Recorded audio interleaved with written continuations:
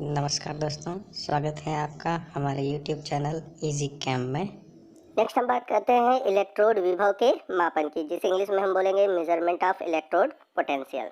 तो आज का ये टॉपिक आपको समझने के लिए आपको इलेक्ट्रोड विभव पता होना चाहिए। किसी भी एकल इलेक्ट्रोड के विभव को मापना संभव नहीं है। यानी कि अगर हम किसी भी एक इलेक्ट्रोड यानी कि जैसे हमें एनोड या फिर कैथोड किसी एक का विभव मापना हो तो ये संभव नहीं होता। यानी कि हम सीधा सीधा किसी भी एक इलेक्ट्रोड के विभव को माप नहीं सकते।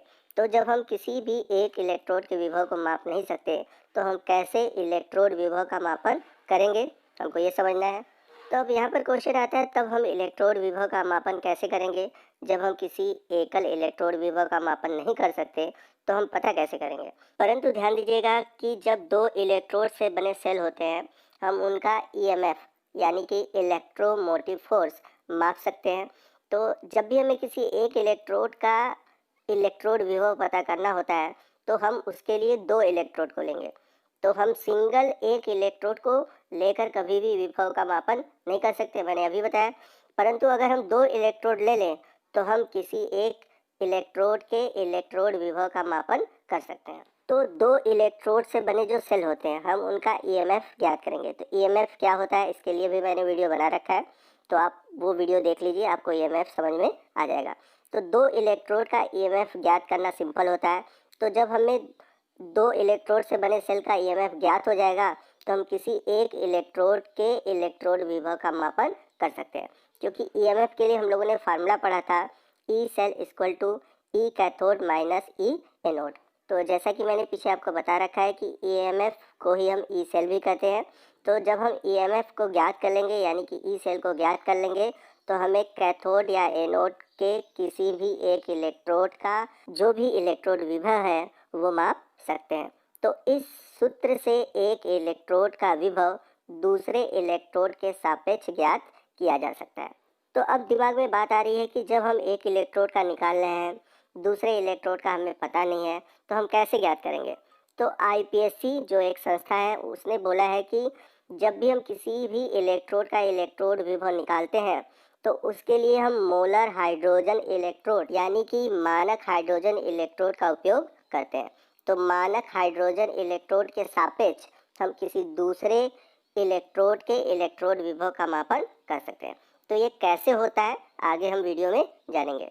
तो आपके दिमाग में हमेशा ये रहना चाहिए कि जब भी हम किसी भी इलेक्ट्रोड का इलेक्ट्रोड विभव निकालते हैं तो उसके लिए हम मानक हाइड्रोजन इलेक्ट्रोड विभव का प्रयोग करते हैं। तो इसलिए हम कह सकते हैं कि सभी धातुओं के मानक इलेक्ट्रोड विभव मानक हाइड्रोजन इलेक्ट्रोड के सापेक्ष मापे जाते हैं। और अभी हम लोगों ने पीछे पढ़ा कि मानक हाइड्रोजन इलेक्ट्रोड विभव का जो मान होता है वो होता है 0 वोल्ट, क्योंकि यह मान लिया जाता है कि मानक हाइड्रोजन इलेक्ट्रोड विभव का जो मान होता है वो होता है 0 वोल्ट। और इसी के सापेक्ष हम दूसरे धातु के इलेक्ट्रोड विभव को ज्ञात करते हैं।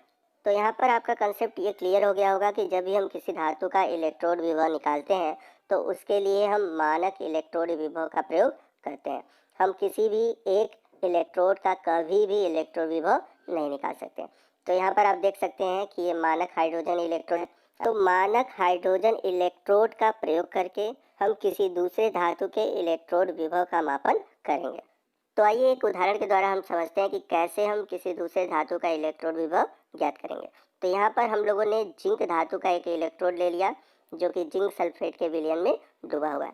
तो ये हमारा एक प्रकार का अर्धसेल है यानी कि दूसरा इलेक्ट्रोड है।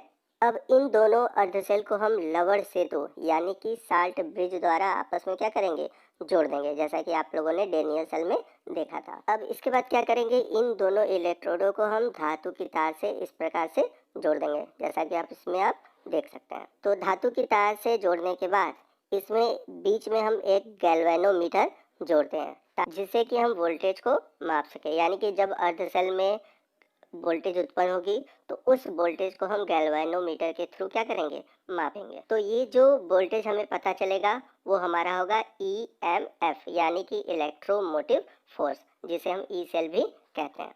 तो यहाँ पर जो हमें ईएमएफ मिला है वो मिला है 0.74 वोल्ट। तो इस प्रकार हम देखते हैं कि हमारे जो बाएं तरफ है वो बायां अर्ध सेल है और हमारे जो दाएं तरफ है वो दायां अर्ध सेल है। जैसा कि पिछले आप डेनियल सेल में और बाकी सेल में आप लोगों ने पढ़ रखा है। चूँकि आगे हमें इसका उपयोग करना है इसलिए मैं यहाँ पर आपको बता दे रहा हूँ। तो जो बायां अर्ध सेल है वो आपका एनोड का कार्य करता है और जो दायां अर्ध सेल है वो आपका कैथोड का कार्य करता है। तो अभी हम लोगों ने पीछे जो सेल यूज़ किया उसका हमें ईएमएफ यानी कि ई सेल पता था। तो पहले हम इस सूत्र को चेंज कर लेते हैं, क्योंकि कैथोड की जगह हम राइट लिख देंगे और एनोड की जगह लेफ्ट लिख देंगे। तो जब हम लोगों ने ईएमएफ पढ़ा था तो वहाँ पर मैंने ये चीज़ें आपको बताई थी। तो अगर हम बात करें यहाँ पर जिंक इलेक्ट्रोड के इलेक्ट्रोड विभव के मापने की, तो अभी हम लोगों ने देखा कि जो ईएमएफ आया यानी कि ई सेल की वैल्यू आया वो आया था आपका 0.74 वोल्ट। और राइट साइड हम लोगों ने जो इलेक्ट्रोड लिया है वो हमारा है मानक हाइड्रोजन इलेक्ट्रोड, जिसका जो विभव होता है वो होता है 0 वोल्ट। तो हम यहाँ पर 0 वोल्ट लिख देंगे।